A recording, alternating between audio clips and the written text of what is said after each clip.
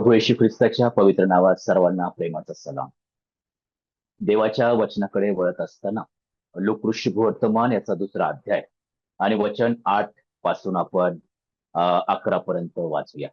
लोकऋषी वर्तमान दुसरा अध्याय आणि वचन 8 पासून. त्याच परिसरात मेंढपाळ रानात राहून रात्रीच्या वेळी आपले कळप राखीत होते. तेव्हा प्रभूचा दूत त्यांच्याजवळ उभा राहिला. प्रभूचे तेज त्यांच्या भोवती प्रकाशले आणि त्यांना मोठी भीती वाटली.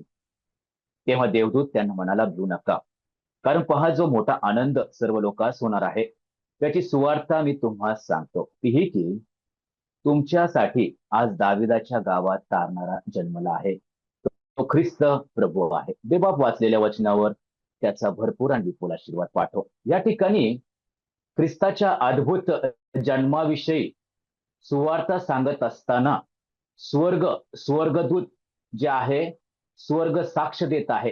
स्वर्गदूत खाली उतरलेले आहेत त्यानं. आणि हा जन्म अतिशय अद्भुत आहे. असा प्रकारचा जन्म कधी झाला नाही आणि पुढे होणार देखील नाही. तर या जन्माविषयी मी पाहतो की या जन्माची साक्ष स्वर्ग देत आहे प्रियानो. या जन्माविषयी जर आम्ही पाहिलं तर कुमारीच्या द्वारे कुमारी गर्भवती होईल, तिला पुत्र होणार होता आणि तो पवित्र आत्म्याच्या सामर्थ्याने होणार होता. आणि मत्तेकृत शुभवर्तमान पहिला अध्याय 21व्या वचनामध्ये देखील आम्ही पाहतो की तिला म्हणजे कोणाला, कुमारी मरियेला पुत्र होईल, त्याचे नाव तू येशू असे ठेव, तर तोच आपल्या प्रजेला त्यांच्या पापापासून सोडवेल. तेणो याच्या जन्माविषयी, ख्रिस्ताच्या जन्माविषयी साक्ष स्वर्ग देत आहे. साक्षीदार जे आहेत ते कोण आहेत? स्वर्गदूत आहेत. परंतु या ठिकाणी पाहतो की त्याचा जन्म कशासाठी झालेला आहे? त्याचा जन्म जे पापी आहे त्यांना तारावयास झालेला आहे प्रियांनो. ज्यावेळेस आम्ही आमच्या जन्माविषयी विचार करतो की आमचा जन्म कशासाठी झाला, त्यावेळेस मोठे प्रश्न आमच्या समोर उपस्थित राहतील. परंतु ख्रिस्ताचा जन्म कशासाठी झाला, हा जो प्रश्न आम्ही ख्रिस्ताला विचारला तर तो म्हणेल की माझा जन्म तारणासाठी झाला.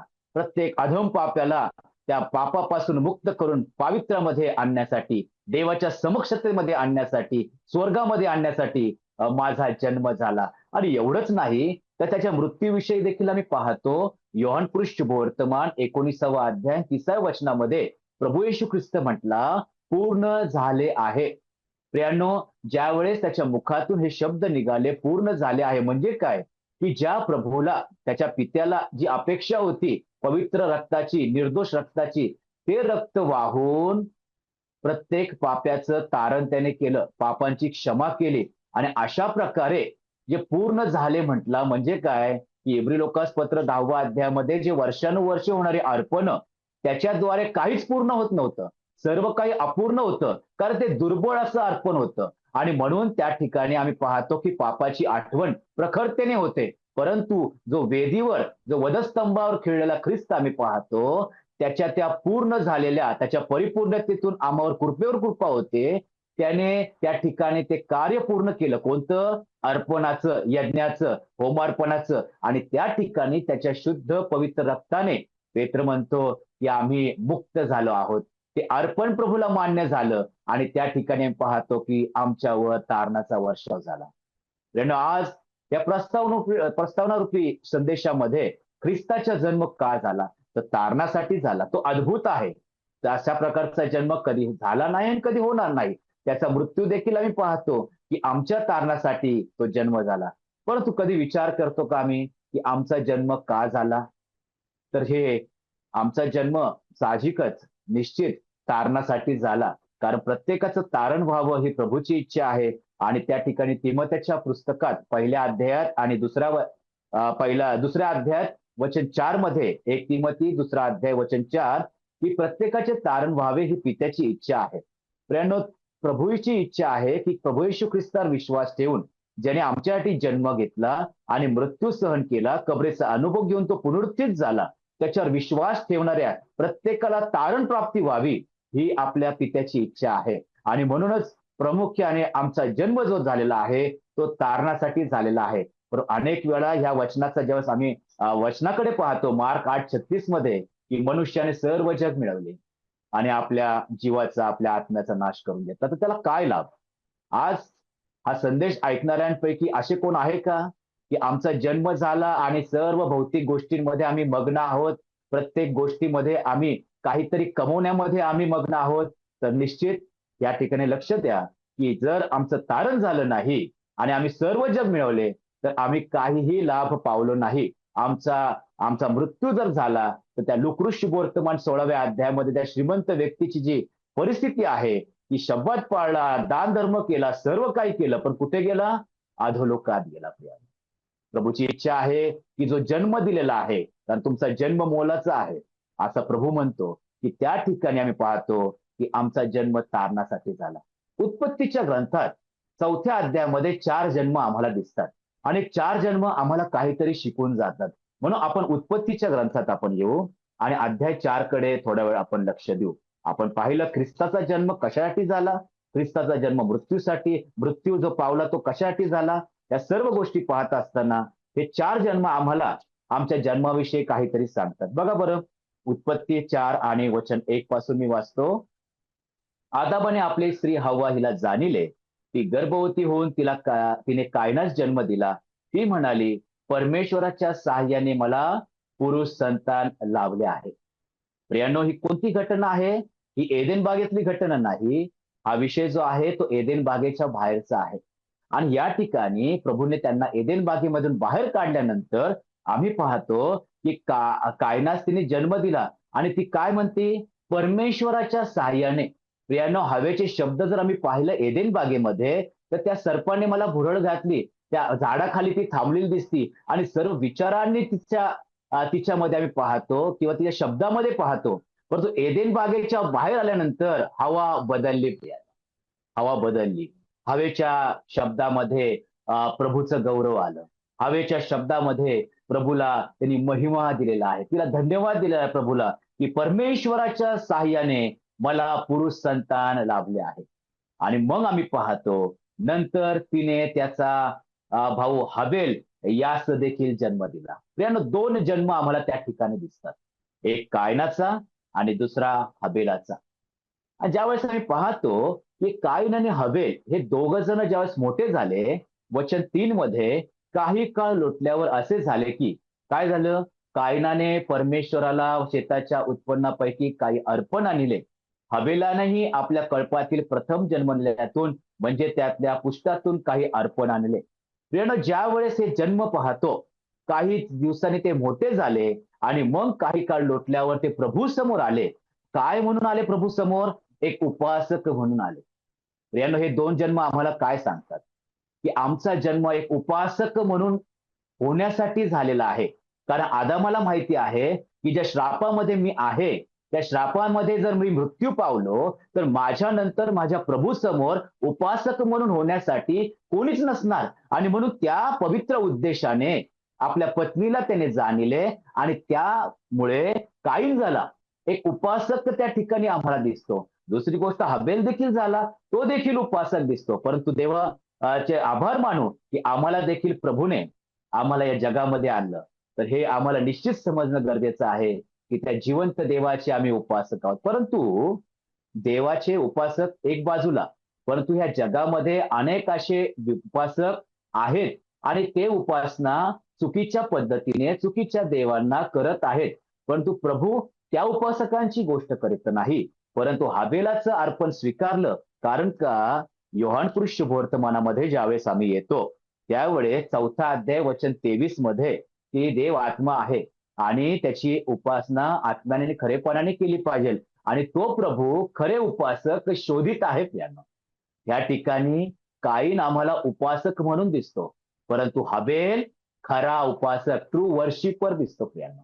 प्रभूची इच्छा आहे ज्यावेळेस मी मंडळीत येतो, त्यावेळेस उपासक म्हणून नाही, तर खरा उपासक म्हणून त्या ठिकाणी असावं. कारण उपासक जगामध्ये भरपूर आहेत आणि त्याची कमी नाही, परंतु खऱ्या उपासकांची कमी आहे प्रियांनो. कारण खरा उपासक खऱ्या देवाला, खरा उपासक जिवंत देवाला, खरा उपासक स्वर्गाच्या देवाला उपासना सादर करतो. हबेलाच्या जीवनात तेच घडलं, की प्रभूची उपासना खऱ्या आत्म्याने आणि खरेपणाने त्याने केली. का माहितीये का? कारण कायनाच्या अंतःकरणात कपट होतं.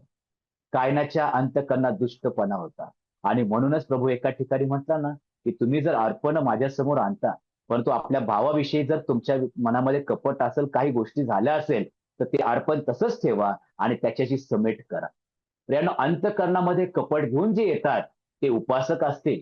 परंतु अंतःकरणातील कपट शुद्ध भावने बाजूला काढून शुद्ध भावनेने जे येतात, ते खरे उपासक आहेत. आणि आज देखील मंडळीमध्ये हे 2 भाग आम्हाला दिसतात. एक उपासक आणि एक खरे उपासक. प्रियानो, आज आमचा जन्म का झाला? निश्चित आम्ही उपासक म्हणून जन्माला आलोय, परंतु त्या उपासकांचं खरे उपासकामध्ये परिवर्तन झालेलं आहे का? आणि म्हणून खरे उपासक कसे होतील? ज्यावेळेस खऱ्या अर्थाने देवाची ओळख होईल.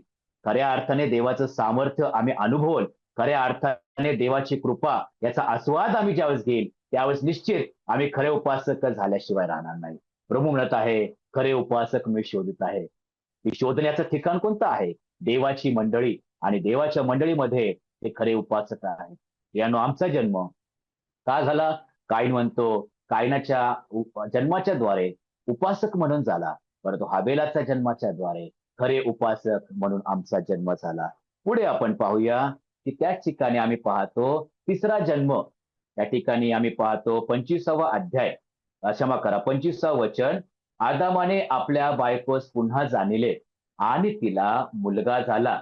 त्याचे नाव तिने शेत ठेवले. ती म्हणाली, कायनाने हबेलाचा घात केला, म्हणून देवाने त्याच्या जागी मला दुसरे अपत्य दिले.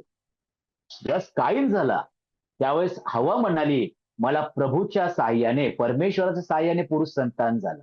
परंतु जेव्हा शेत झाला, त्यावेळेस विशेष करून ती म्हणाली, कायनाने हबेलाचा घात केला, म्हणून देवाने त्याच्या जागी मला दुसरे अपत्य झाले. हबेलाच्या जागी आलेला शेत. प्रियनो, शेताचा अर्थ काय माहितीये? शेताचा अर्थ नियुक्त. नियुक्त. हबेलाच्या जागी प्रभूने शेताला म्हणजे त्या व्यक्तीला नियुक्त केलं. का नियुक्त केलं माहितीये? तर हबेलाचा अर्थ देखील अद्भुत आहे. हबेलाचा अर्थ श्वास आहे. काय आहे? श्वास. आणि अशा प्रकारचं हबेलाला कायनाने आदाम आणि हव्वेच्या कुटुंबातून काढून घेतलं. आणि काढून घेतल्यानंतर या उभयतांच्या कौटुंबिक जीवनाचा आनंदाचा श्वास कायनाने काढून घेतला. आपल्या मोठ्या पुत्राने आपल्या लहान पुत्राला मारून टाकल्यामुळे त्या ठिकाणी या उभयतांच्या जीवनातील आनंदाचा श्वास राहण्यास त्यांचं सांत्वन कोणी केलं नाही. ते दुःखामध्ये असतील प्रिया. आणि अशा प्रकारे श्वास निघालेला कुटुंब आम्ही पाहतो.